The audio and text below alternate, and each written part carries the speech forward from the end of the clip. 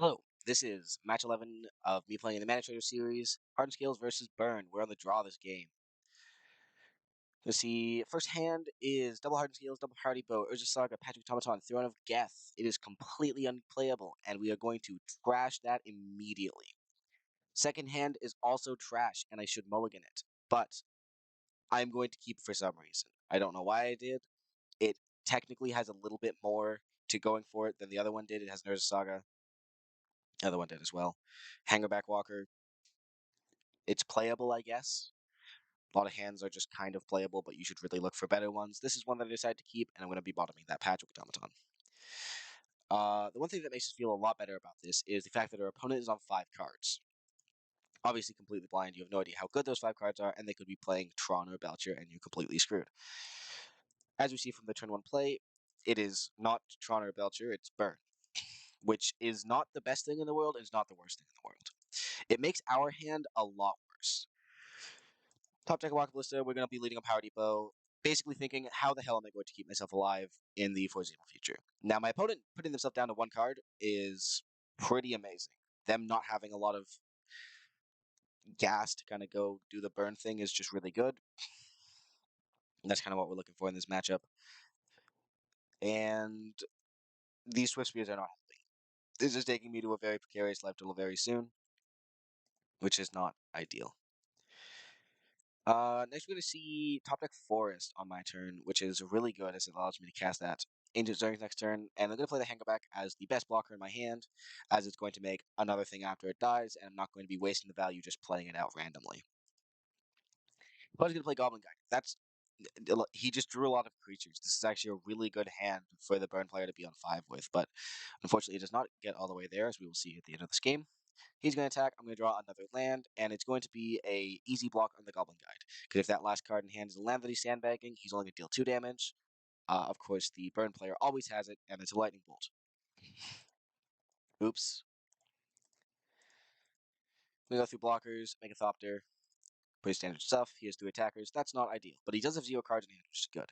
Drawing another land here when I already have 2 in hand, not ideal. I'd rather see like something more useful, like an enabler or whatever. Pretty simple here. Gonna go Patrick Automaton into Zabaz, and then I'm gonna do possibly a suspicious play of I'm going to play the Walking Ballista into the Patchwork, since now it's going to make it a 3/3, and there's basically no sequence of events where my opponent is going to be able to cast enough spells to make the Swift Spear kill my Patrick Automaton, making it just a good blocker for everything on their board. But then if they drew 1 burn spell, then they could bolt my face and attack with a 2/3, and then my creature dies, and that's just really awkward. They sack their land, draw a card. I'm going to find Foothills. So I'm going to attack all in. I'm going to block one of their biggest creatures, and I'm also going to block the other creatures. I'm going to block one on my creature that's big, and the others on the other things are just going to die, be sacrificed. For the greater good, I'm at 5 life. I cannot afford to take any extra damage. Like, maybe 1, but the Zabaz isn't doing anything just sitting there. So I am going to be using Zabaz's ability. Let's play a button that does that. Going to be using Zabaz's ability, put a counter to the Patchwork. We have 4/4 Patchwork, and otherwise we're just kind of sitting here looking pretty good. We're just not going to pop this turn. We're going to draw another land, which is just incredible. Not really what you want to see, but it is what it is. Make a construct, and this is a really interesting play that I make here. I end up going to grab the Pith Needle, naming the Wooded Foothills, and I figure that this is good because my opponent has 1 land and the Wooded Foothills. And since they haven't cracked the Wooded Foothills, they're not going to get a Wooded Foothills. It's going to crunch them on mana, and then if they either have a burn spell in hand and they're drawing another burn spell, like they were going to cast a bolt on my end step, or if they have like Skullcrack or Lightning Helix or a 2-mana spell, it's going to make it so they can't cast it. Now, of course, my plan immediately backfires when they just draw another land because it's a burn player, and of course they did. How hilarious. Interestingly, they did leave both their blockers back, presumably because they are afraid of what I could be playing, which is kind of obvious. I have a lot of action here, I have a lot of gas. Big creatures. Pretty simple playline, there's not much else I can do. Patchwork into the boss, holding the Power Depot to put a counter on something. Basically, I just need to find an opportunity to start swinging for a lot of damage, which is going to be with this Construct token, when I just throw it at him, because I have enough blockers regardless to just block the other things, I suppose. Actually pretty interesting. Drawing another Wooded Foothills is obviously not that great for him. It's probably the worst draw in his deck because it doesn't thin him any, and he can't activate it. He's going to play a land, Searing Blaze my Zabaz. In response, this Power Depot is not doing anything for me if the Zabaz is off the field, so I'm going to turn it into two counters onto the Patrick Automaton, and then Zabaz is going to die, putting another counter on the Patrick Automaton. I'm at 2 life. That's not ideal, but he can't attack into me, so it's really literally just dependent on what he top decks.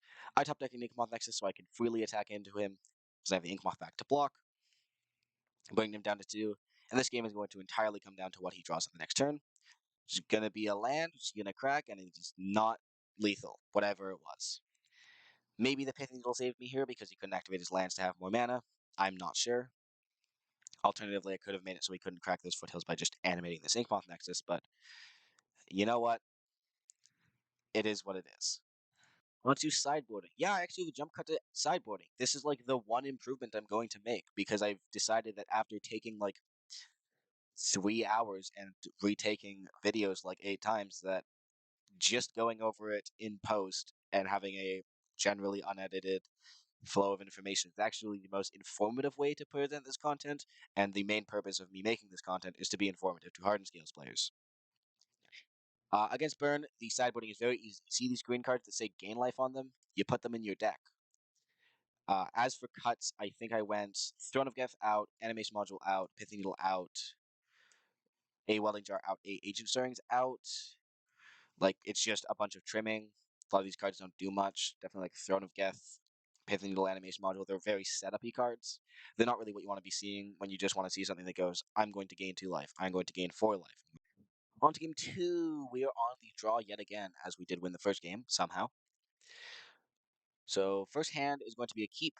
I keep forgetting that Miko loves to shove through things. Another issue with Power Depot, geez, it never ends. It never ends. Power Depot just keeps being a thorn in my side, but otherwise, this hand's actually really solid. Assuming that I can't get a green land for this Hardened Scales, I also just have Arcbound Ravager and Patrick Automaton and Urza Saga and Inkmoth Kill, and it's really great. And when he Goblin Guides into a Pendelhaven, I'm feeling really, really good. Pendle into Hardened Scales is just like the simplest thing ever. Obviously going to spike me to attack me. I was really worried about a Eidolon here. I don't really want to see an Eidolon right now. But yeah, this is pretty simple. Going to play Hard Scales, or going to play the Urza Saga. Another Hard Scales here is definitely very interesting, but it's just very simply, I'm going to play a Patrick Automaton, and I am going to then grow the Patrick Automaton, since you're not killing me this turn. Eidolon of the Great Revel is like the worst thing you could possibly play here for me. It is brutal. Also, this burn player is very bad at not hitting lands off the top of my deck. Anyways, next up is me getting rid of that Eidolon because I'm going to start playing Storm with these 3 Patchworks. And as he has 3 cards in hand, and I can make a creature bigger than his creature, and he can't kill my Patchwork, I'm just going to play a Patchwork into a Patchwork and leave it back as a blocker. Nature's Claims kind of serve the double purpose of you can destroy the Eidolon, you can destroy one of your things to gain life. Right here, I just figured it was better to do that. So you can untap here, play a land, and then going to actually Searing Blaze the big Patrick Automaton, dealing 3 damage to me and getting rid of that, which is interesting. And basically, that's leaving me completely open, since obviously I'm not blocking the 2/2 on my 1/1. It leaves me open to being completely and utterly dead next turn, assuming that my opponent has 2 burn spells. Unfortunately for my opponent, they are dead from this point. And now we're going to play the fun puzzle game of find the lethal. Can you see the line? I can see the line because I took the line. It's pretty obvious. I'm just going to go through it. I've recorded this so many. I messed up the recording of the lethal line so many times. I always get worried when I go for lethal because I'm just like, okay, my opponent is 100% dead as long as I don't screw it up. And then I'm just like, but what if I screw it up? Wouldn't that be kind of funny? So yeah, pretty simple here. Play Ravager, plays the boss, play another Scales to make everything completely overkill.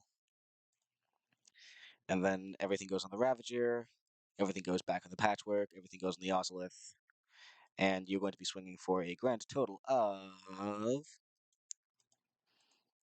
34 damage if it got to that point, but he just conceded at this point as he is very, very dead, being completely tapped out against a void creature with 34 power. Anyways, I hope very much you enjoyed this. It's been a long day for me as I've been trying to edit this down, and it actually just came out like all of the other ones because I didn't change much. I've been editing for 4 hours, and I learned a lot about how uh, possibly to improve these. So hopefully, they become more watchable in the future. But until then, um, happy scaling.